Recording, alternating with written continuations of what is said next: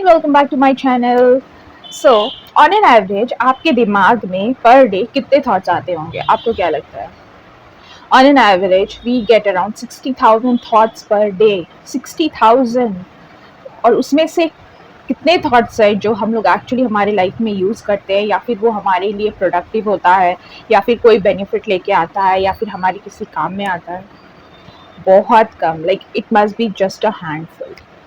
तो मेरे कहने का मतलब यहाँ है कि जो हमारा माइंड है ना, उसका काम है, ठीक है, वो बहुत ही ट्रिकी है and it is one of the most complicated organ of our body. ठीक है, उसका काम है, जैसे कि आपकी लाइफ में कोई भी सर्कमस्टेंस आते हैं, कोई भी इवेंट आता है which is not so favourable at the moment, ठीक है, जो आपको है ना इतना अच्छा फीलिंग नहीं दे रहा है, या आप एक एक स्टेबल इमोशनल स्टेट में नहीं है, ठीक है, तो आपका माइंड का काम है कि सारी प्रोबेबिलिटीज़, आपका जो लॉजिकल माइंड है, सारे के प्रोबेबिलिटीज़ है ना, सब कुछ उसका परम्यूटेशन कॉम्बिनेशन करके आपको वो सारे जो नेगेटिव चीज़ें हो सकते हैं, even positive, it depends on the kind of attitude that you carry, actually आपका जो माइंडसेट है उसके ऊपर। तो ज़्यादातर लोगों का ये प्रॉब्लम है कि जो उनका जो परम्यूटेशन कॉम्बिनेशन होता है ना, वो सारा नेगेटिव होता है। तो हमारा ब्रेन का काम है, ठीक है, वो है ना आपको वो सारे परम्यूटेशन कॉम्बिनेशंस आपके सामने एकदम परोस देते हैं। It's like a platter which is served in front of you,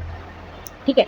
तो अभी क्या होता है कि हम ऐसे सिचुएशंस में क्या होता है कि हम पैनिक कर जाते हैं, ठीक है, and we start over thinking.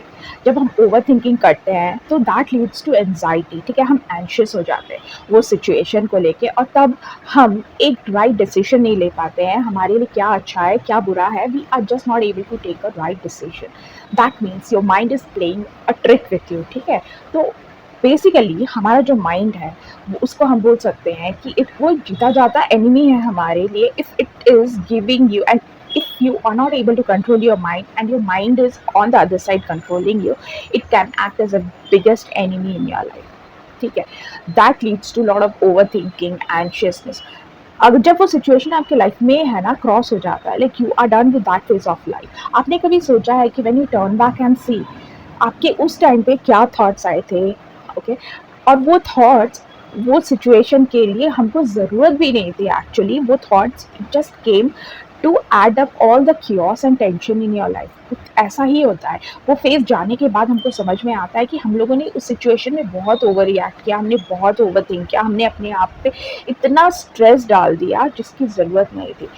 तो हम बेसिकली हमारी लाइफ में जब एक सिचुएशन आती है और वो रिजॉल्व हो जाते हैं, तो हम पीछे मुड़ के जाके हम उस चीज़ को स्क्रूटनाइज नहीं करते हैं कि उस सिचुएशन में हमने क्या सोचा था, ठीक है, and that was exactly not actually wanted for that particular situation. जब हम ऐसा सोचने लगेंगे तो आइंदा जब हमारी लाइफ में कोई सिचुएशन आएगा, ठीक है, in that particular point of time you will be alert, you will know that these extra thoughts जो हमारे दिमाग में फालतू का आ रहे हैं, उसकी एक्चुअली ज़रूरत नहीं है। तो उन थॉट्स को आप एंटरटेन ना ही करें तो आपके लिए बहुत अच्छा होगा। तो ये ओवर थिंकिंग जो होता है वो हमारे लिए एनजाइटी लेके आती है, ओके, हम एंशियस हो जाते हैं।